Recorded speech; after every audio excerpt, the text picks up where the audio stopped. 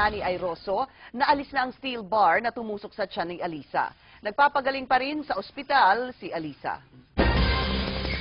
Isang hero's burial ang iginawad ng Manila Police District kay PO1 Ryan Bagadion. Ang pulis na binaril ng sinitang riding in tandem. Exclusive pa patrol, Dominic Almelor. Madamdamin ang huling pagbibigay-pugay kay PO2 Ryan Bagadion, ang matapang na pulis na nagbuwis ng buhay nang makaengkwentro ang mga suspect na riding in tandem noong 6 ng Oktubre. Bakit siya man? Bakit hindi na lamang ang mga sumisira sa imahe ng Manila Police District? Sumaludo rin si Manila Mayor Alfredo Lim sa mga labi ni PO2 Bagadion.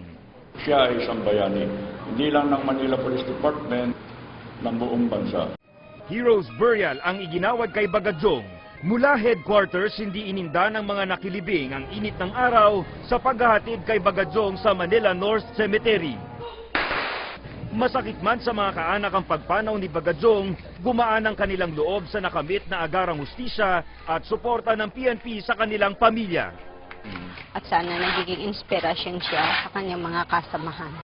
Tinanggap na rin ni Angelita ang alok na maging empleyado ng Manila City Hall. Dahil sa ipinamalas na kabayanihan ni Bagadion sa kanyang tungkulin, para sa Manila Police District muli niyang naibalik ang dangal ng Manila's finest. Bukod sa pagtaas ng ranggo, mauukit na rin ang pangalan ni PO2 Ryan Bagadion sa memorial marker ng MPD para sa mga bayaning pulis Maynila. Dominic Almelor, Patrol ng Pilipino.